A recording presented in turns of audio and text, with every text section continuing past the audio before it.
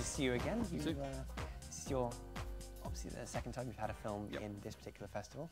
Could you tell me what is the film called and what is it about? Yep, Surfers Against Sewage. I approached them randomly and asked if they wanted a promo made.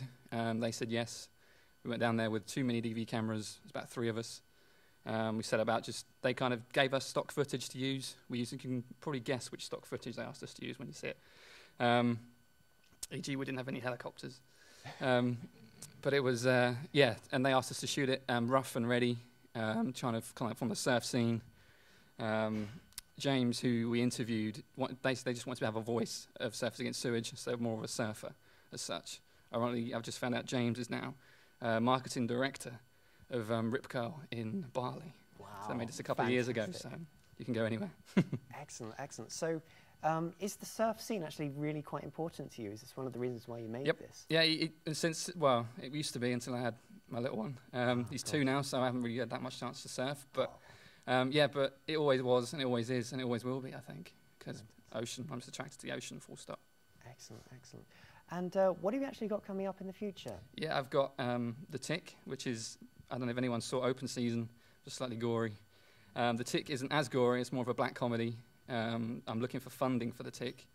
There is also Alice, which is a short 5-minute documentary about a child's day trip with her nan.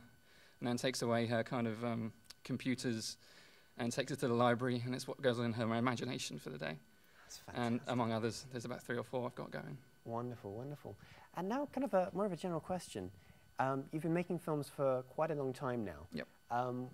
What have you personally seen and witnessed happen over the past few months within the film community here in Basingstoke? Has there been any change? There has been a bit of change, but as you know from your radio interview at Berkshire FM the other day, it's quite hard because Basingstoke's kind of got a name for itself. I don't know where the name come from or how we got it, but we kind of come across as a laughing stock. And I think having a festival like this in Basingstoke is great because hopefully we can become a hub of Hampshire film as well as Basingstoke film. Everyone comes to Basingstoke. Excellent. And local filmmakers in the area. And I think that having more local filmmakers is a great thing. I think the first one that came around, I think there was on the Facebook message boards, I think there was someone said, I thought I was the only one in Basingstoke that made films. And I thought I was the only one in Basingstoke that made films. And I think Mark+Brennan always thought he was as well until we subtly met in Margate last October. So, but yeah, I think it's a good thing. Fantastic. And do you think that this could actually happen? This is a possibility that Basingstoke could in fact become a new centre for independent film in the UK? I hope so. I hope so. I can't see why it can't. There's no one else doing it. If you type in on the internet, film festivals Hampshire, film festivals Basingstoke, film festivals south of England, there's not masses that come up. I mean, there's the 2 Days Later festival that I made Open Season for, which is coming up again next week actually for finals, and then that's delivered in October. But there's not many major film festivals to get anything shown. So, yeah, I hope so. Excellent. Well, that's great. That's positive. So here we have the documentary for Surfers Against Sewage. Yep.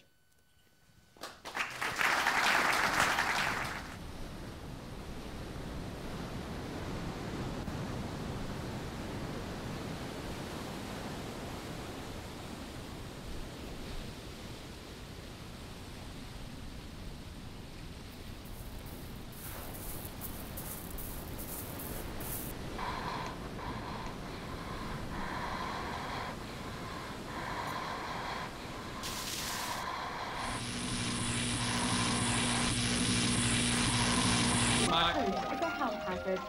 Surfers, swimmers and divers say untreated sewage in the sea has caused eye infections and stomach upsets. Now they are lobbying Suffolk Water to change its policy on sewage. And hope that the sea will take care of it. That's inadequate, that's a prehistoric dinosaur attitude. And what we're saying is that in line with the House of Commons Select Committee, they must apply full treatment, primary, secondary and disinfection to all sewage districts. Well, Surfers Against Sewage originally set up to represent surfers. Basically, in the beginning it was just us on a local beach. We were fed up with surfing in raw shit, basically. It was washing up on our beach, coming out of the sewage outfalls. And we thought, we've got to do something about it. No one else is going to look after us. We've got to look after our own rights, as it were, to a clean and safe water environment. But it's really, at the beginning, it was really raising the profile of how much pollution was going into the water to the public in general. You can't have a campaign if nobody knows about it, if nobody knows about the subject. And let's face it, not many people are interested throughout the whole of the British Isles. Don't really know much about it, I've heard of it. I can imagine that surfers wouldn't like sewage. But I've heard of the surfers having trouble with pollution and all that, yeah. Brand new board and it's just got tar all over it. That's just from surfing the bay down at Tulkarn and that. Well, I don't go in the waters. I don't really bother because I don't go to the sea that much. Going surfing shit, yeah. I don't really know what all they're campaigning for. Just keep the sewage out of the water, right? That's sweet. I think it's good. It's good. Yeah, it helps a lot. All for it. Yeah, it's pretty important to the environment. Brilliant. Cleaner seas, cleaner beaches. Basically, we were coming in from a session on our local beach, waking up the next day, bad guts, diarrhoea, ear infections, sinus infections, rashes on our skins, and we realised that there was windsurfers, there's wakeboarders, there's the inland water guys, there's the canoeists, there's the divers, everybody that uses the water environment. 10 years ago when we started, there was 400 million gallons of raw shit going into the sea around the British Isles every day.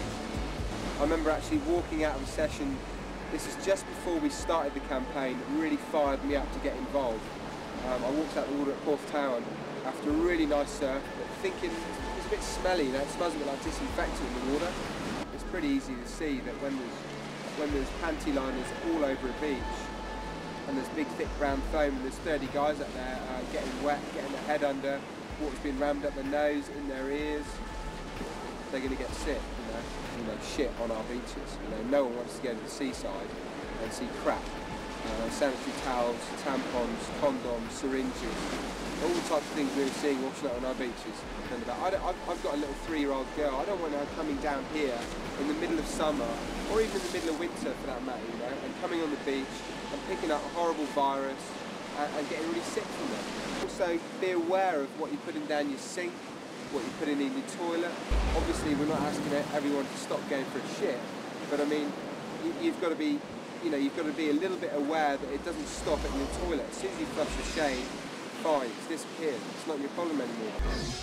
Anything you don't have to put down the toilet, bag it and bin it. That's a big message from SAS. That's the passion that drives me. I want to go out there and enjoy my sport, a beautiful sport, in a clean and safe environment. You know, we've got as much right as anyone else. There's still work to be done, absolutely no denying it. What keeps me going is my passion for the sea.